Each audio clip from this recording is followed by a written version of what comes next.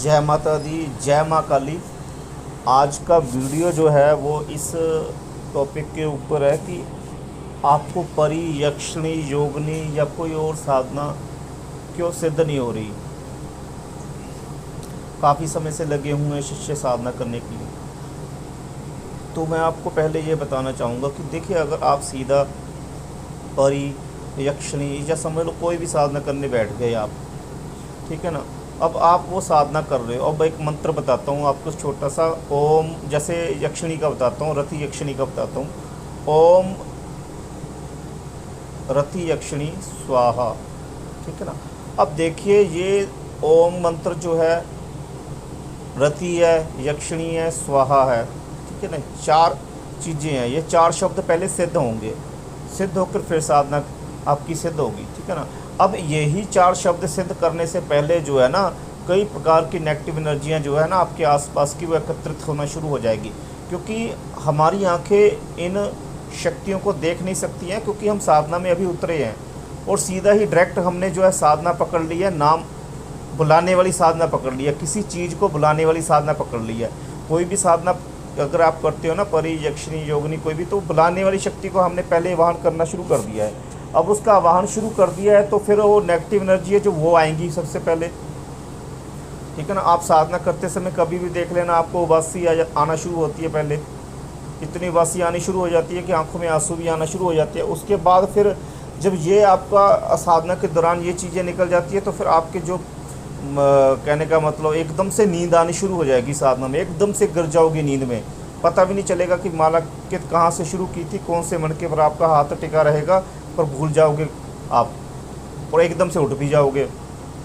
तो वो क्या होता है, वो भी एक नेगेटिव एनर्जी आती है ना, तो पूरा भार डाल देती है, ठीक है ना। अब फिर एक बात और भी देख लेना कि उसके बाद क्या होगा। उसके बाद जब आप साधना करने स्टार्ट करना शुरू करोगे ना, तो उससे ये जो आगे का प्रोसेस है, जब ये आप दो पीछे के जो प्रोसेस पीछे की जो दो चीज़ें हैं ना वो निकल गई ना, फिर तीसरी क्या आएगी। जब आप साधना के लिए बैठोगे ना, उससे 1 घंटा, 1.5 घंटा, 2 घंटा पहले ही आपका शरीर दर्द करना शुरू कर देगा, ठीक है ना। शरीर दर्द करना शुरू कर देगा, आपके कंधे और बाजू जो है वो भारी होने शुरू हो जाएंगे। और जब आप साधना करोगे तो उस समय आपका साधना करने से पहले दिल करेगा कि मैंने साधना नहीं करनी, आज रहने देता हूँ, फिर कर लूँगा, फिर से स्टार्ट कर लूँगा दोबारा से, ऐसा दिल करने लगता है। क्योंकि वो नेगेटिव एनर्जी आपको रोकने की पूरी कोशिश कर रही है अब साधना से, ठीक है ना। फिर अगर जब आप साधना कर लेते हो, साधना के बाद जो है फिर वो दर्द गायब हो जाता है आपका, क्योंकि फिर चली जाती है, ठीक है ना। अब होता क्या है, ये जब चीज़ें होने जो है बंद हो जाती है, तो उसके बाद जो है ना आपको सपने में कोई स्त्री, अगर आप जो किसी योगिनी या यक्षिणी की साधना कर रहे हो, तो स्त्री की कोई स्त्री आने लग पड़ेगी, आपके साथ सेक्स करने लग पड़ेगी, ठीक है ना। तो उसमें क्या होता है ना, उसमें आप लोग खुश होना शुरू हो जाते हो कि भाई मैंने तो जो मैं परी की साधना कर रहा था वो परी आना शुरू हो गई है। नहीं भाई, वो परी नहीं आई है, वो आपके आसपास कोई काफ़ी समय से जो पीछा कर रही है ना, ये शक्तियाँ, कम से कम जब आप 10 वर्ष के या 12 वर्ष के होते हैं ना, तब से जब आप कहीं पर बाथरूम वगैरह कर देते हो ना, तब से ये पीछे लगी होती है और ये मौका ढूंढ रही होती है कि कैसे इसको चपेट में ले, ठीक है ना। ये तो है उन सभी लोगों के लिए बता रहा हूँ। चौक के पास से जा रहे हो, जो चौक होता है, चौराहा होता है, चौराहे के पास से जा रहे हो, तो वहाँ पर भी ये नेगेटिव एनर्जियाँ होती हैं, तो वो भी पीछे लग जाती है, पर उनको मौका नहीं मिलता। पर जब हम साधना के क्षेत्र में आते हैं ना, तो उनको पूरा मौका मिलता है।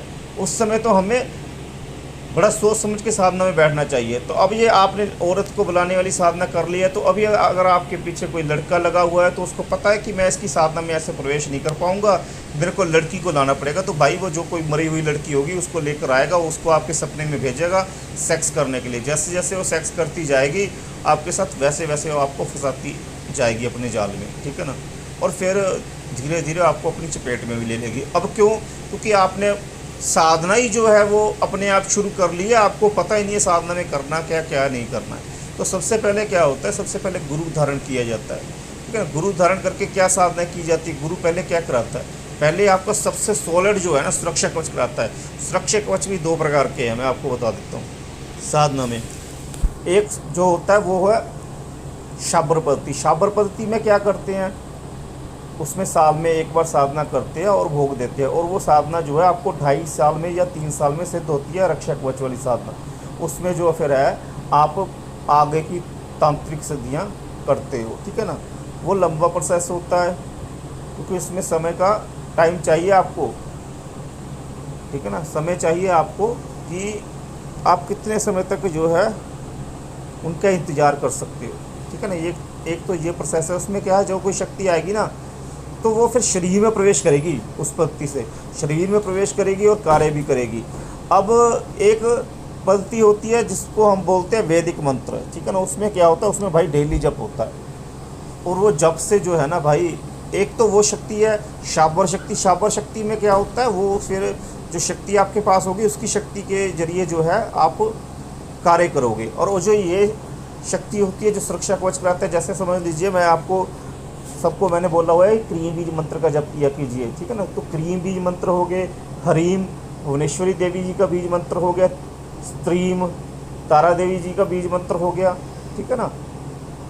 और भी ऐसे कई बीज मंत्र है, जैसे हलीम बगलामुखी जी का हो गया, ठीक है। तो ये बीज मंत्र क्या होते हैं, गुरु जो है ना, ये वो ही गुरु आपको बीज मंत्र दे सकता है जिसने काफ़ी समय से ये बीज मंत्र की दीक्षा ली हुई है अपने गुरु से, और वो आगे उसने इतना मंत्र जप कर दिया हुआ है कि वो किसी दूसरे को दीक्षा देने के लायक हो गया है, ठीक है ना।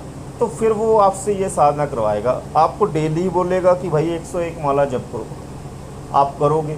जब आप करते जाओगे ना, करते जाओगे, तो वो शक्ति है जो ना साल तक, तो उस शक्ति की कृपा, साल क्या 3 महीने के बाद ही उस शक्ति की कृपा आपके ऊपर होनी शुरू हो जाएगी।